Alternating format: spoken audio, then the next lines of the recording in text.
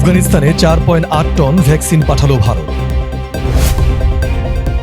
কাজাকিস্তানের সঙ্গে $140 মিলিয়ন সমঝোতা স্মারক স্বাক্ষর করেছে আফগানিস্তান।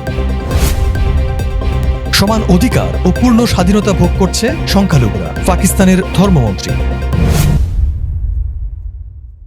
ইমারতে ইসলামিয়া আফগানিস্তানে 4.8 টন ভ্যাকসিন পাঠিয়েছে ভারত। এক বিবৃতিতে এ তথ্য জানিয়েছে আফগান স্বাস্থ্য মন্ত্রণালয়। বিবৃতিতে বলা হয়, ভারত থেকে 4.8 টন ওজনের ভ্যাকসিন সহায়তা আফগানিস্তানে এসে পৌঁছেছে। এসব ভ্যাকসিন জলাতঙ্ক, টিটেনাস, হেপাটাইটিস বি এবং ইনফ্লুয়েঞ্জার মতো গুরুতর রোগ প্রতিরোধে ব্যবহার করা হবে। বিবৃতিতে এমন মানবিক সাহায্যের জন্য ভারতের প্রতি কৃতজ্ঞতা জানানো হয়। এতে বলা হয়, এই সহায়তার ফলে আফগানিস্তানে হাজার হাজার নাগরিকের জীবন রক্ষা করা সম্ভব হবে।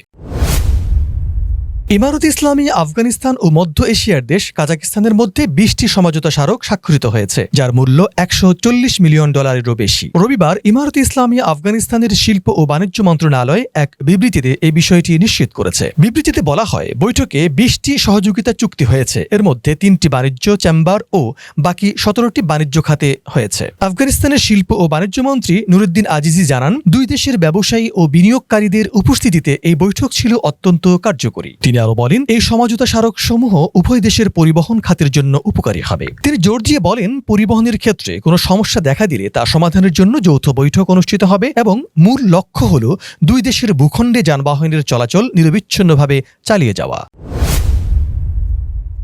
পাকিস্তানে হিন্দু, বৌদ্ধ ও খ্রিস্টান সংখ্যালঘুরা সমান অধিকার ও পূর্ণ স্বাধীনতা ভোগ করছে বলে জানিয়েছেন দেশটির ধর্মমন্ত্রী সরদার মোহাম্মদ ইউসুফ। মঙ্গলবার ইসলামাবাদে এক অনুষ্ঠানে কথা বলেন তিনি। পাক ধর্মমন্ত্রী বলেন, পাকিস্তান একটি শান্তিপূর্ণ দেশ ও এর সকল নাগরিক সংবিধানে সন্নিবেশিত সকল সুযোগ সুবিধা উপভোগ করছে। দেশের উন্নয়নে সংখ্যালঘুদের ভূমিকাকে গুরুত্ব দিয়ে পাক ধর্মমন্ত্রী আরও বলেন, সিনেট, জাতীয় পরিষদ এবং প্রাদেশিক পরিষদে সংখ্যালঘুদের সুস্পষ্ট প্রতিনিধিত্ব রয়েছে। তিনি আরও বলেন, সংখ্যালঘুদের কল্যাণ ও তাদের উপাসনালয়গুলো রক্ষণাবেক্ষণের জন্য পৃথক তহবিল বরাদ্দ করেছে সরকার। শুধু তাই নয়, সংখ্যালঘু সম্প্রদায়ের জন্য চাকরিতে 5% কোটাও সংরক্ষিত রয়েছে। প্রিয় দর্শক, এই ছিল আমাদের এখনকার আয়োজন। আমাদের সাথে থাকার জন্য ধন্যবাদ। আল্লাহ হাফেজ।